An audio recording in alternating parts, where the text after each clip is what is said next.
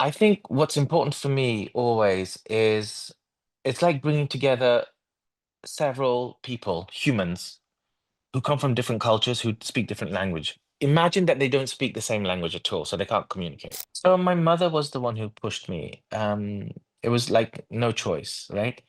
You have to do it.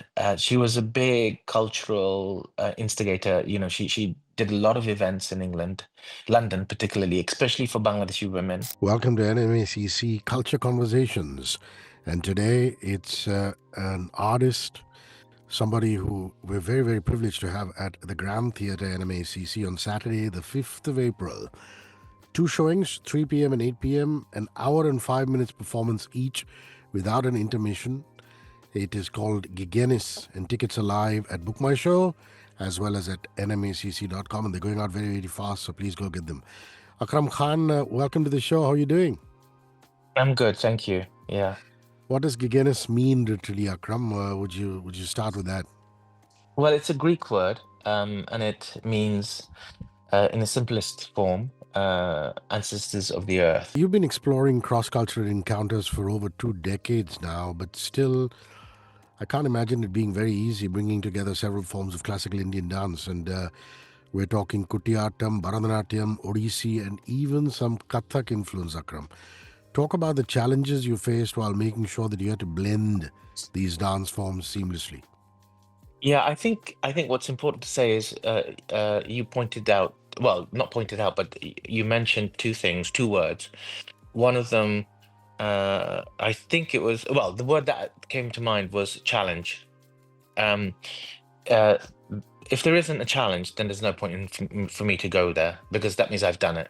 I've done it before. If it, especially if it flows easily, it's the fact that I don't quite know what is going to happen when you bring all these forms together. Um, is what excites me, and so it proposes questions. Challenge will always propose questions, and curiosity. And so, bringing these forms, I knew that I didn't want to blend them. It wasn't about blending them. I think what's important for me always is it's like bringing together several people, humans, who come from different cultures, who speak different language. Imagine that they don't speak the same language at all, so they can't communicate. And so I'm trying to find the story or a journey that they can all relate to in their own culture, in their own language, in their own form. I think at the heart of it is the story. And so we all know what it means to lose someone. We all know what it means to win. We all know what it means to be in love. We all know what it means to be joyful. We all remember perhaps what it means to feel the presence of innocence.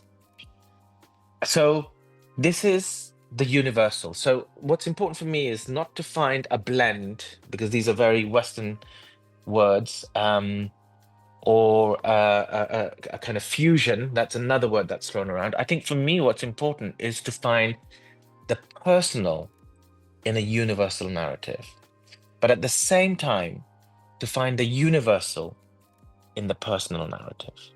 So it's really about identifying what narrative that we all, even though we come from different forms and have studied different forms, what is it that we all feel connected to? What narrative do we feel connected to? And how do we express that?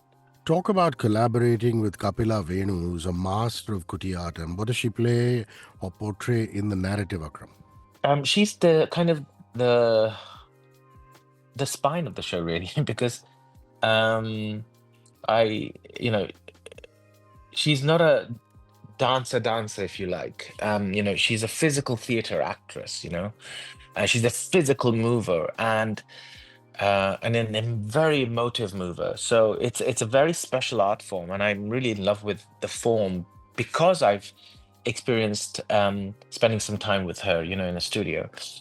She plays really, in many ways, um, the woman who reflects back on her journey, and it's at the time of witnessing her son's death. She has two sons, it feels very, of course, in parallel to the Mahabharata. But these two sons go to war. One wants power, the other one wants to serve the people. And the one who wants power has to be eliminated because he will bring destruction to the world. And so, in a sense, you see the viewpoint through the mother's journey. And so, you see her as a mother who's lost her son.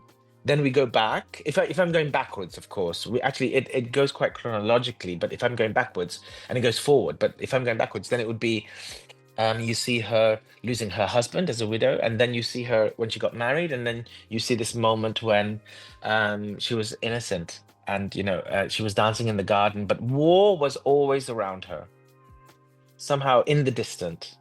It must be wonderful to have a dance used from the excellent Nrityagram dance village.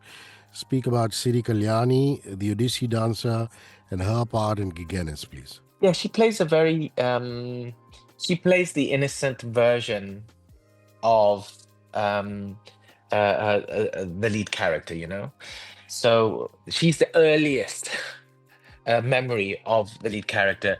She's wonderful. You know what's really beautiful? She's very, very young, of course, compared to any of us, not just in terms of age, but in terms of experience, for sure, and mastery, But I remember a moment when I joined Peter Brook to do the Mahabharata, which took me on around the world for a year and 3 months. And I just think I would be a very different person if Peter had not accepted me into that project. It changed the way I see the world.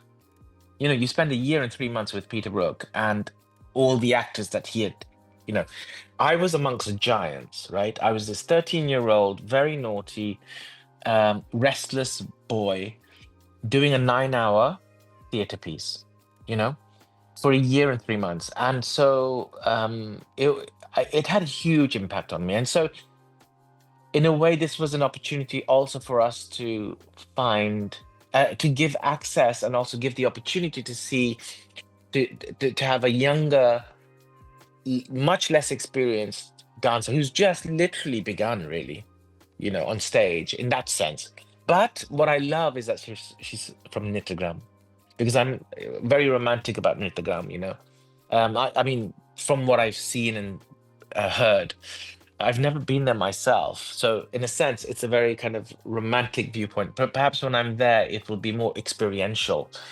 But yeah, so she comes from that lineage, and it was just wonderful to see her in every performance become more and more confident and grow. And what's interesting is, by being in the presence of others who are really at the height of their form, she's having to up her game, and she stepped up all the way, and she's doing well.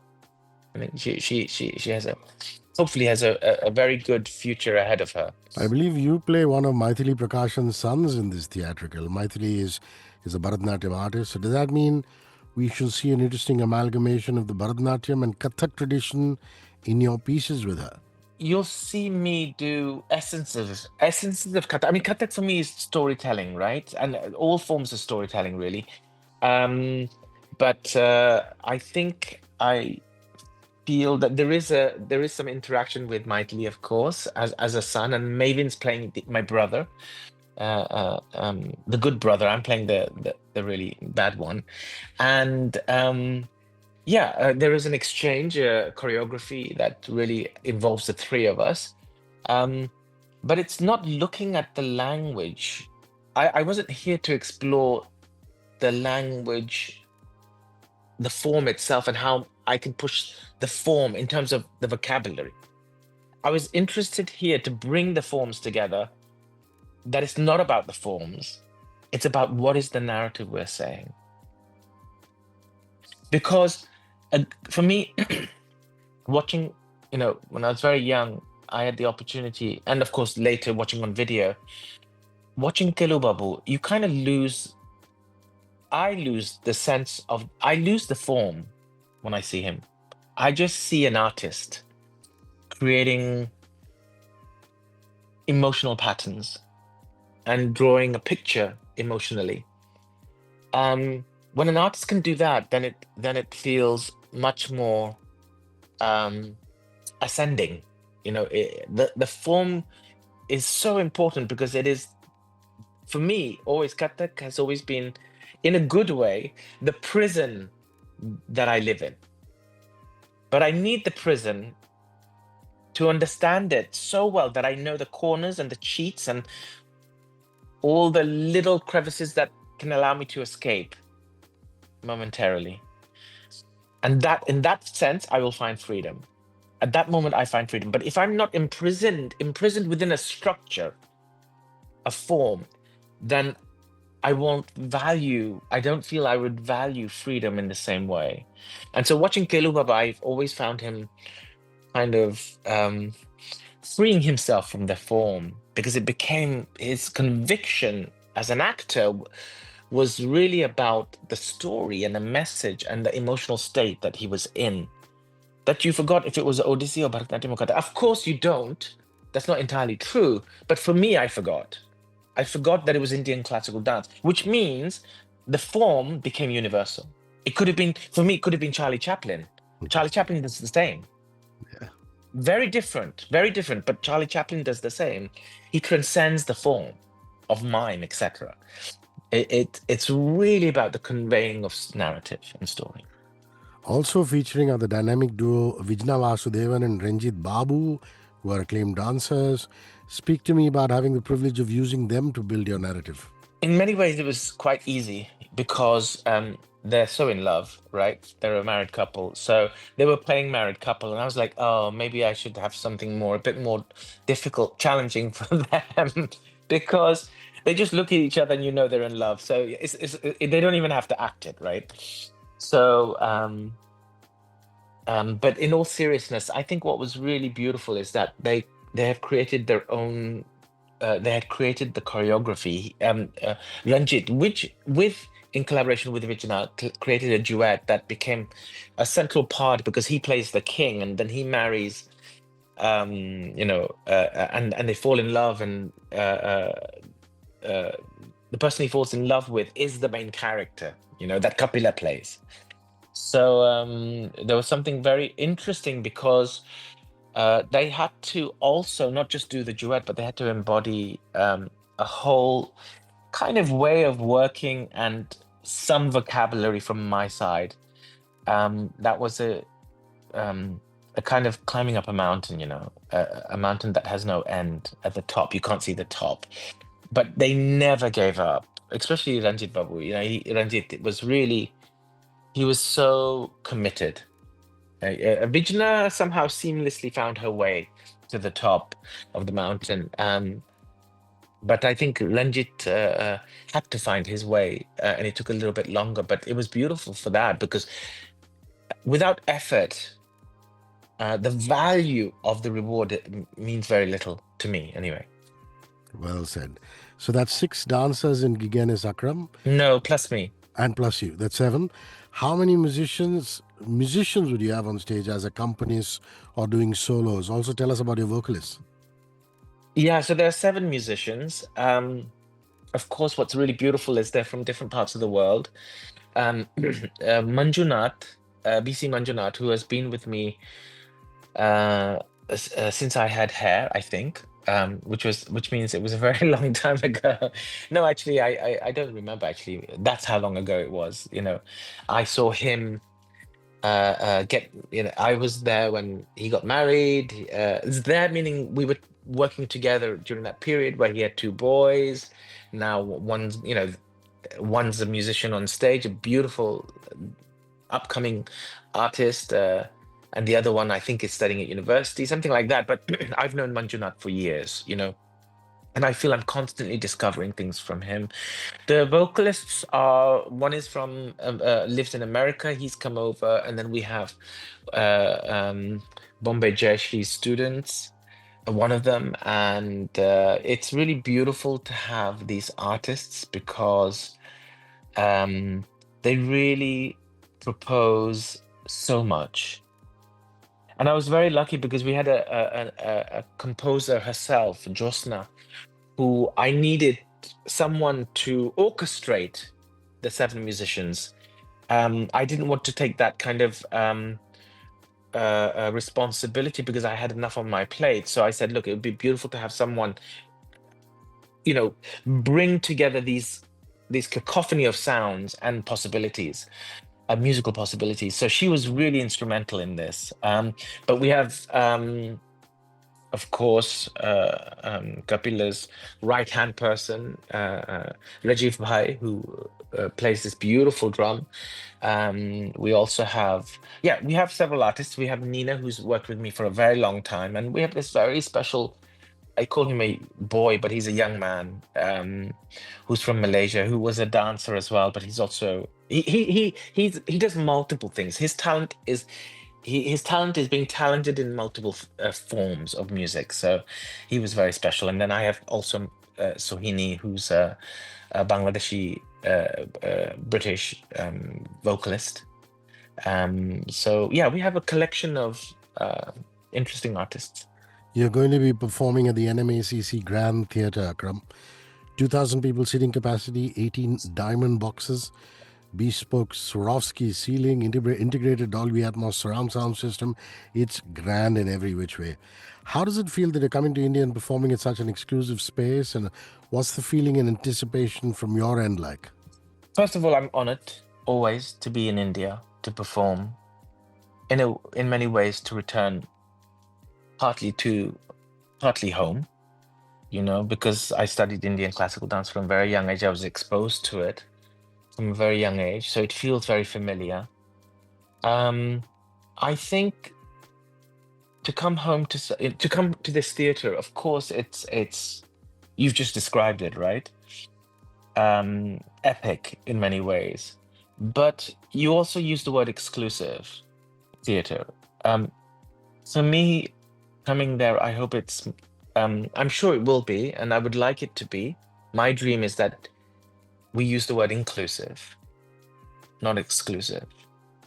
Because I would love the dancers from different parts of India who would be not intimidated to come into that theater, but to come and watch the show, to experience it, and for me to experience them being in the audience.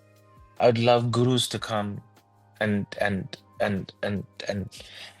be part of that ritual of they complete it, the audience complete it. But the size of the space, I've been there. I did a recce there, technical recce, and it was just so impressive. It's quite an extraordinary space for sure. But sure, I mean, what's really important for me is not to replace exclusive with inclusive, because I want it I want to share it with every walk of life. When did you develop an interest in classical dance, and who pushed you in the right direction and motivated you? Was it a family member, a guru, a mentor? Tell us that, please. So my mother was the one who pushed me. It was like no choice, right? You have to do it. She was a big cultural instigator. She did a lot of events in England, London particularly, especially for Bangladeshi women. We call them aunties, but they're just family friends. But they used to sit around the sofa. Our stage was my parents' living room. That was the exclusive stage. That wasn't inclusive. That was exclusive. I'm telling you, you could only specific aunties could be there, and they would just go on till night, singing in Rabindranath Tagore, and they were not good singers, I have to say, right? It was the community, right? But they thought they were. Now that's bad education for me, right? Because they thought they could sing, but they were not really singing in tune. But there's something very beautiful about the community spirit. And that's what I took away. It's about the heart and the belief. It goes beyond right and wrong, because it's the message that they're carrying when they're singing that's important, the intention. And so, I grew up in that atmosphere, and my mother was at some point I was learning Bangladeshi folk dance from 3, and then at some point, I think around 7 or 8 or maybe 9, no 8, I think. My mother decided to send me to my guru, who became my guru, Sri Pratap Pawar, who is a disciple of Pandit Biju Maharaj, and who passed away sadly. It was really, really a big moment for all Kathak and all artists, really, who work in the Indian classical form, with the Indian classical forms, music and dance, because he was such an artist. But yeah, anyway, so my guru Sri Pratap Pawar was my first kind of, if you like, role model. And then but there were others in the shadows. My role models were Charlie Chaplin, Bruce Lee, Muhammad Ali, Buster Keaton.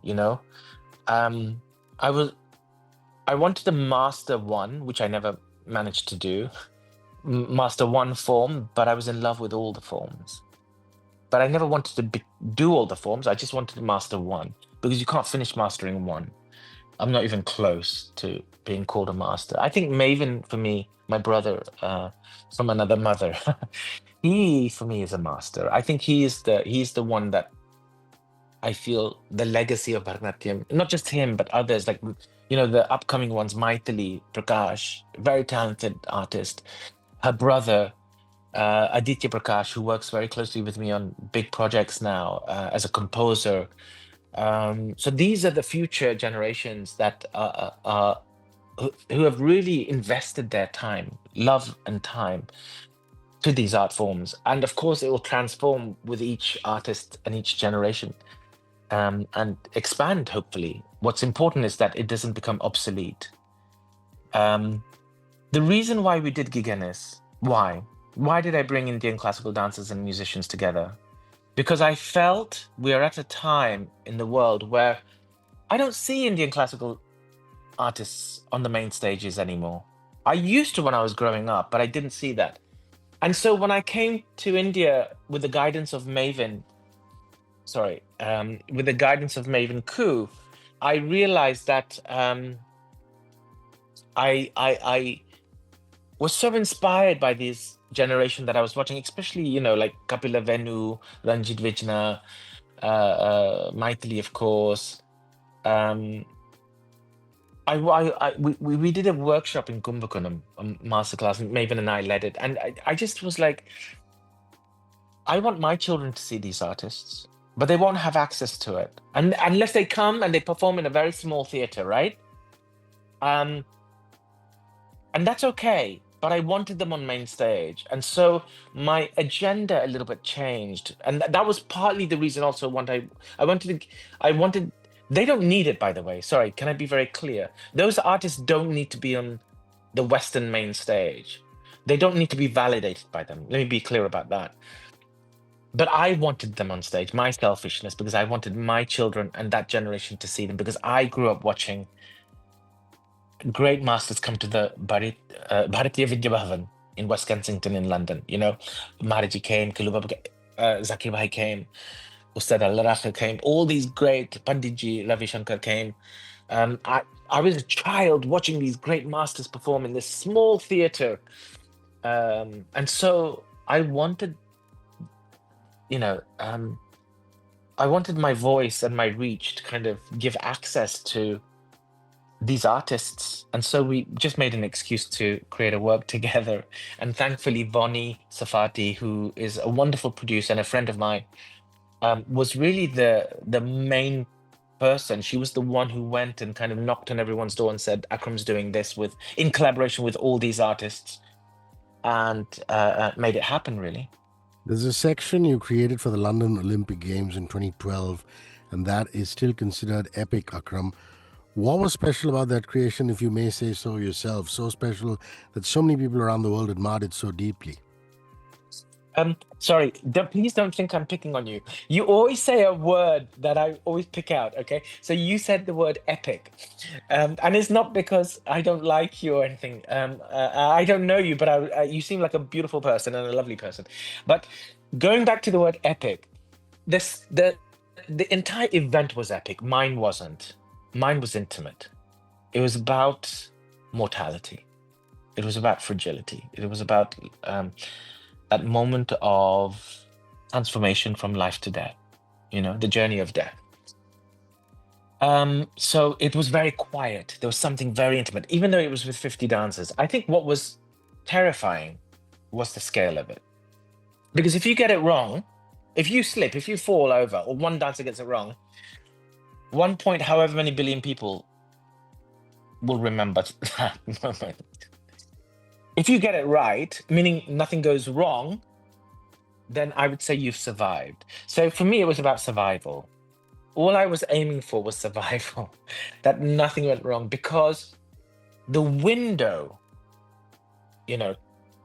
to that number of people is terrifying, But what was extraordinary was we were amongst 65, 70,000 people in the stadium live.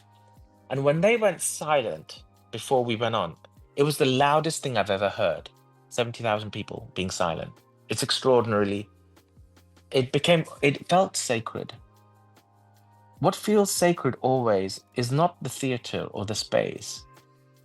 It's the decision that people make to say, I'm going to be silent and focused in that one spot. So the stage could be on the street, it could be in a community hall, it could be in something as grand, as epic as the space we're coming to now, right? But it's the people and their stillness and their sense and the decision to say, I'm going to give you 1 hour and 5 minutes of my time, and I'm going to be focused. Because it's hard to be focused, you got to admit, today's time, right? With the invention of tablets and technology and social media, etc. So for me, it's a very kind of, it was a very surreal, spiritual moment, I would say. That's lovely. My last question is, you've collaborated with mainstream pop superstars like Kylie Minogue and rockers like the band Florence the Machine, plus underground artists and score composers like Renjith and Sony. What drew you to these people so as to want to collaborate with them, and why did you say yes? I couldn't find a word that I could pick on you for this question, so, so I'm going to let this one by.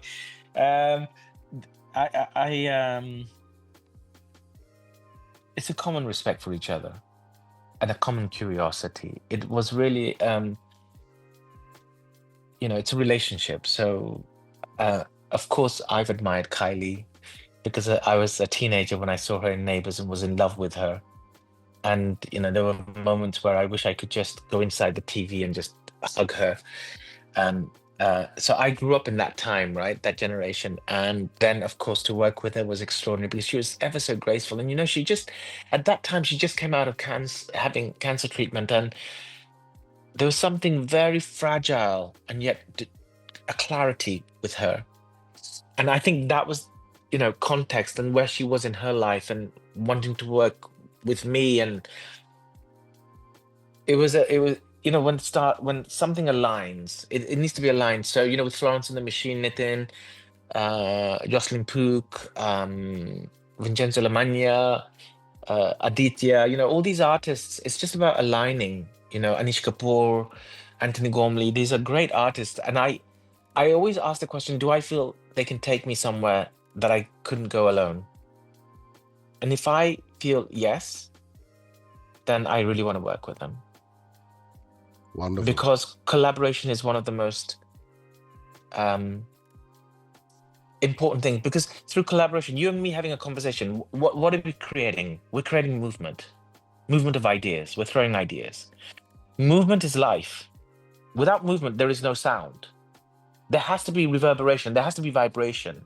Movement, the beginning of movement is life. So the movement of ideas that we are sharing and that we're passing between each other is a collaboration. I wish the world was more collaborative towards each other. Because in that collaboration, perhaps there's a little speck of DNA and molecule or atom that has the word empathy written on it. Gigenis by Akram Khan will be on stage at the Grand Theatre, 3 p.m. and 8 p.m. Saturday, April 5th. A 1 hour, 5-minute performance without an intermission. Come and see him and his extraordinary dancers, vocalists, musicians, all perform live. Tickets are live now at Book My Show and nmacc.com. I really appreciate your time. Thank you very much and see you soon. Thank Bye-bye. you. Thank you. Bye-bye. 94.3 Radio 1.